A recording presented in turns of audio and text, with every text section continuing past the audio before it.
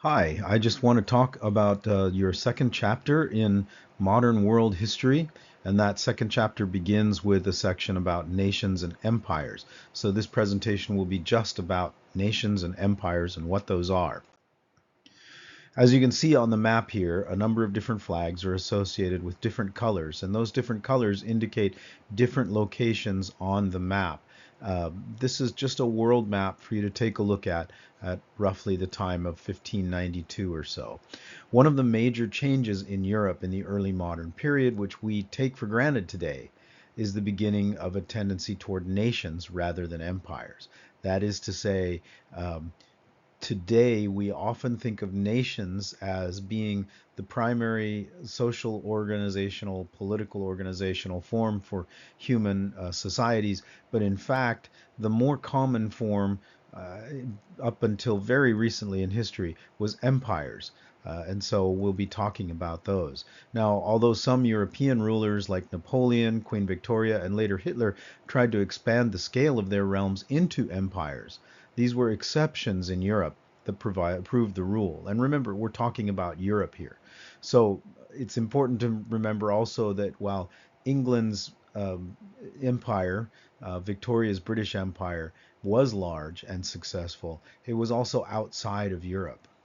Europe's nations were identified by factors like ethnicity, language, customs, and religion, and often these nations fought neighbors that were defined by different identities. This made European nations unlike the empires of Asia and the Near East that typically included wide varieties of cultures and ethnicities within their borders.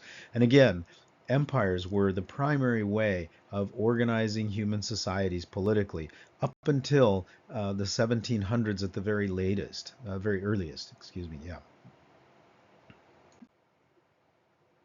So in 1592, what empires do we have? I've listed a few here. This is not a complete list by any means. The Empire of China was the largest and most successful empire in the world in 1592, but there's also the Mughal Empire in India, the Safavid Empire in what we call Iran or Persia today, the Russian Empire, the Ottoman Empire in what we call Turkey and the Middle East today. There was also the Aztec and Mayan empires in the Americas. There were empires really all over the world.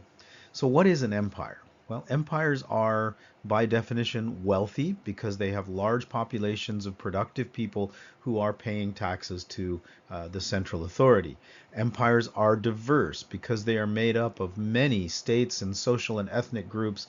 There are large groups of different people and different careers, different economics all over the course of a large empire. And empires are powerful. They have large tax bases, large amounts of technology, and large numbers of people, which makes them very powerful states.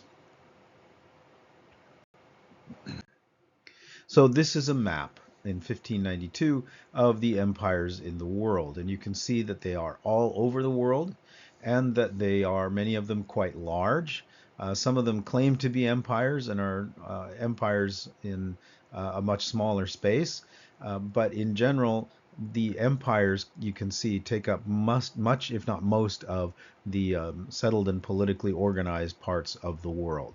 And non-empires are either non-states or differently organized states in a much smaller group of states in the world. So what is an empire? An empire is a large state consisting of many other states whose people speak diverse languages, follow diverse religious and cultural practices, and often have diverse laws, but who all provide tribute to a single ruler or ruling class, usually in the form of taxes.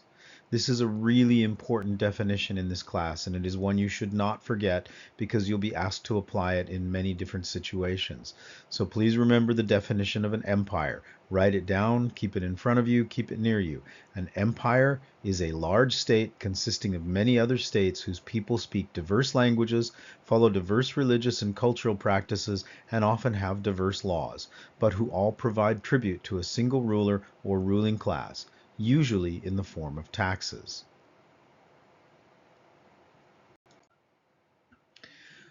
An empire is not necessarily a monarchy, and a monarchy is not necessarily an empire.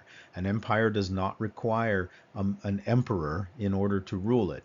As you noted in the definition in the last slide, an empire can be ruled by a ruling class, and that ruling class can be quite large, even an entire society. So a monarchy is not the same as empire. What is a monarchy? A monarchy is a state ruled by a monarch, a king, a queen, sometimes a prince or a duke. The borders of a monarchy are determined by the extent to which the monarch can conquer and maintain order. A monarchy is a state ruled by a monarch, a king, a queen, or sometimes a prince or a duke. The borders of a monarchy are determined by the extent to which the monarch can conquer and maintain order. Again, you should know and remember this definition. It will be important in analysis, it'll be important in your discussions, and it'll be important in quizzes and exams. The last and most recent political organizational system that we see in the world is nation. This doesn't make it better. It doesn't make it more important. It's just the most recent one. A nation is a state organized around the common language, history, and culture of a people who define themselves in those terms. We call that an ethnic nation. A nation could alternatively be a state organized around a group of people who share a common set of principles and ideas about how they should be ruled. This we would call a political nation. So nations are not something that has been around forever. In fact, they've only been around since about the 1700s. And a nation can be one of two things, and you'll notice the common thing between these two definitions is the idea of commonality, right? Common identity in some way. So a nation can be a state organized around the common language, common history, and common culture of a people who define themselves in those terms. This is what we call an ethnic nation. Or a nation can alternatively be a state organized around a group of people who share a common set of principles and ideas about how they should be ruled, and that we would call a political nation. Thanks for listening. I hope this has been helpful.